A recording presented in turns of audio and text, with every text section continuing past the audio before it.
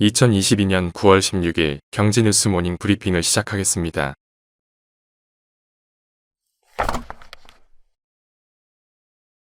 추경호 경제부총리는 15일 국회 기획재정위원회 전체회의에서 물가 전망에 대해 유가나 해외 요인이 여전히 잠복해 있지만 민생이나 장바구니 물가는 10월이 지나면서는 조금은 걱정을 덜어드릴 수 있지 않을까 한다고 말했다. 물가 대응을 위해 전기가스 요금 인상을 늦출 수 있느냐는 질의에는 9월이든 10월이든 적정한 때가 되면 관련 기관, 관계 부처와 입장 정리를 하겠다고 답했다. 미국의 인플레이션 감축법에 대해선 일단 미국과의 추가 협의를 마치고 그 결과에 따라 이후 문제를 검토하겠다고 밝혔다.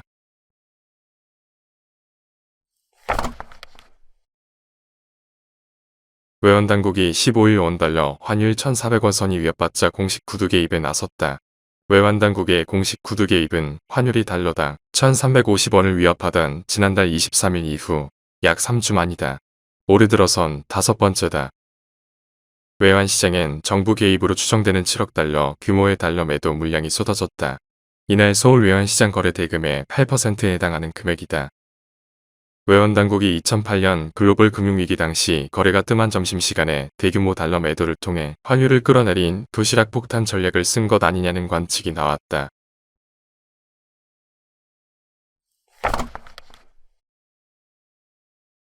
한국은행은 러시아 가스 공급 중단 관련 이후 생산 차질 및 국내 산업 리스크 점검 보고서에서 EU 성장률 1%포인트 하락 시 우리나라의 대EU 수출은 1.24%포인트, 총 수출은 0.19%포인트 감소하는 것으로 추정된다고 밝혔다.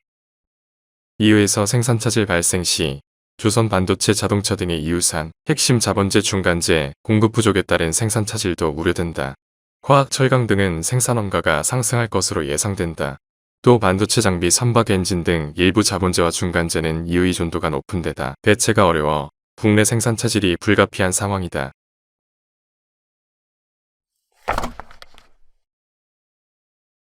일본의 무역 적자가 8월 역대 최대 규모로 확대했다.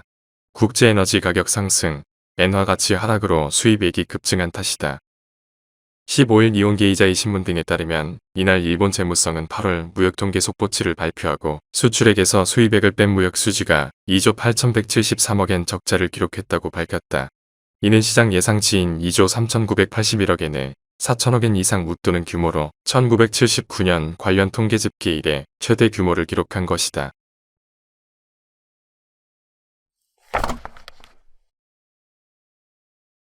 15일 업계에 따르면 글로벌 인플레이션과 그에 따른 수요 심리 약화로 올해 글로벌 TV 시장은 전년 대비 금액 수량 모두 하락할 것으로 전망된다. 글로벌 TV 시장 1, 2위를 차지하고 있는 삼성전자와 LG전자가 시장 점유율이 떨어진 반면 중국 TV 제조사들은 LCD 패널의 시장 지배력을 앞세워 국내 기업과의 점유율 격차를 좁히고 있다. 이에 TV 제조사들은 탈 LCD와 소프트웨어 전략으로 중국의 도전을 이겨낸다는 전략이다.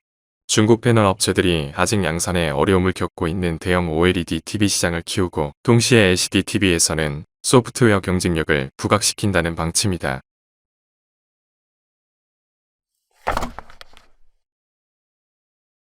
지난달 전국의 주택가격은 0.29% 떨어졌다. 글로벌 금융위기 시절인 2009년 1월 이후 13년 7개월 만에 최대 하락이다. 특히 지난 7월 서울과 수도권의 주택가격은 각각 0.09%, 0.14% 내렸으나 8월에는 0.24%, 0.4% 떨어져 낙폭이 2배 이상으로 커졌다. 다만 전국적으로 거래가 얼어붙으면서 초초금리 위주의 하락거래 또는 직거래만 간헐적으로 있어 매세 하락으로 단정 짓기는 어렵다는 분석도 나온다.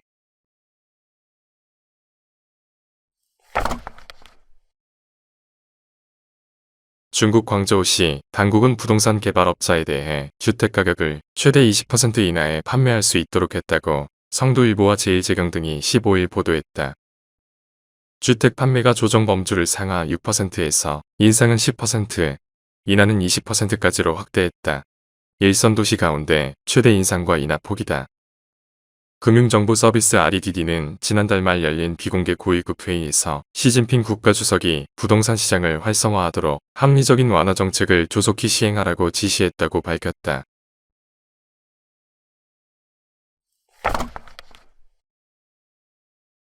하나은행이 고시한 9월 16일 오후 11시 52분 원달러 환율은 1399원입니다. 시청해주셔서 감사합니다. 더 좋은 영상을 위해 구독, 좋아요 부탁드립니다.